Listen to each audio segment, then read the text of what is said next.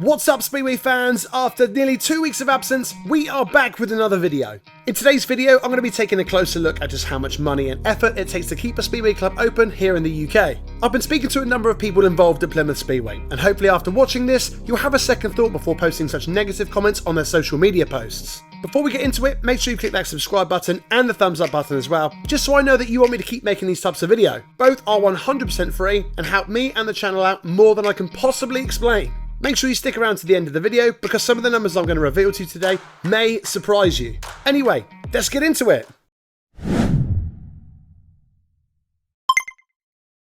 When it comes to speedway and grass track, the southwest of England has been a staple of the sport for generations, with many of the country's most successful riders coming from Devonshire and Cornwall. Over the last decade, speedway and grass track in the southwest has sadly been in decline. However, there is one man trying to stop the sport going into complete extinction down in this particular area of the country.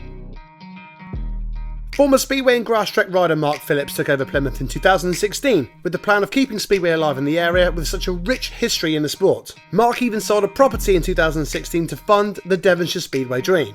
This was the same year that the club helped develop some of the best riders of the 2025 World Championships, with Brady, Kurtz and Jack Holder both riding for the club at the beginning of their British careers.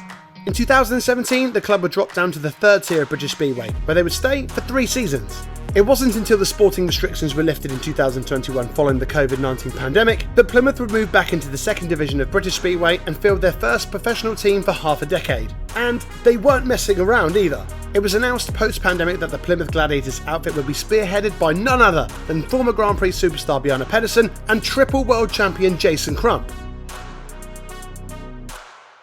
It must have been a huge shock for the locals to hear that one of the biggest riders in the history of the sport was coming out of retirement after 9 years to ride in the second division of British Speedway. And although Jason wasn't the rider that he was 10 years prior to his appointment, it could be argued that the Aussie signing was the most marketable factor this level of Speedway has ever had. Having a sporting legend like Jason Crump in attendance, especially as a rider, would draw huge numbers of curious fans, intrigued to see what the sporting icon had left in the tank at 45 years old. These are just a few things that fans are quick to forget. It's, in inverted commas, tin pot clubs like Plymouth Speedway that have not only helped develop some of the best riders in the world, but they have also shown an element of passion that has drawn legends out of retirement, which ultimately benefited every other team in the division.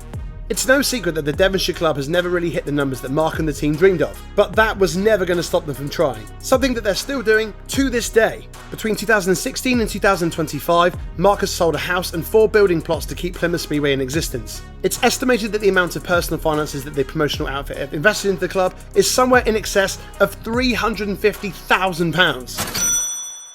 Also in 2025, Plymouth lost their main sponsor and their tyre sponsor, revenue which is estimated to be around £20,000 a season combined. But regardless, they're not giving up. Now, any Plymouth haters out there will be saying, well, that's just Plymouth and their fault for incorrectly running a business. But would it surprise you to know that these sorts of numbers are much more common in Speedway than you'd think? I've been told by a few people over the last couple of years that the amount of clubs breaking even across all 3 leagues of British Speedway you could count on one hand, even if you'd lost a couple of fingers. I couldn't tell you which of the clubs are the ones that are profiting and which are the ones that are struggling, because truthfully, I don't know. But the reason I'm talking about this information isn't to exhibit that as a business Speedway isn't succeeding. What's important is how Speedway is still in operation. If most of the clubs in the country are operating at a loss, then how do we still have Speedway? Well, the truth is that people like Mark Phillips and other Speedway consortiums around the country are keeping the sport going. I'll give you an example. Say a club like Plymouth is forecast to lose £40,000 a season. A group of people behind the club will have a meeting about the potential loss and have to come to a mutual agreement between all of them that they're happy to lose this amount of money between them. If a club has 4 to 8 people behind it in that meeting, they would have to agree whether they are happy to lose £5,000 to £10,000 each that season to keep Speedway alive. I know. Terrifying, right?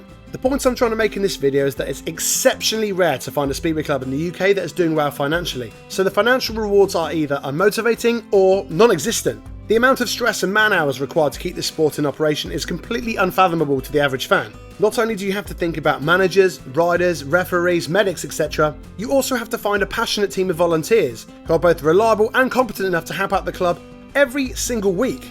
But why do I believe it's so important for the fan base to know these sort of statistics? Well, I wanted to check it was okay to talk about the sort of numbers related to keeping a Speedway club alive, so I was put in touch with Mark Phillips himself. I asked him about the rain-off last weekend, where he told me that raining off a meeting for a club last minute is an absolute calamity. If a meeting is called off late, you have absolutely no income at all from the turnstiles, but you still have to pay for the medics, the referee, the travel money for 14 riders both home and away, the rent and the upkeep of the machinery, something that is estimated to be around £4,000. After telling me about the numbers involved to keep Plymouth Speedway in operation, I asked him, has there ever been a time that you've looked at the amount of hours and money you put into the club, read all the terribly unkind and nasty comments on social media, and contemplated walking away from it?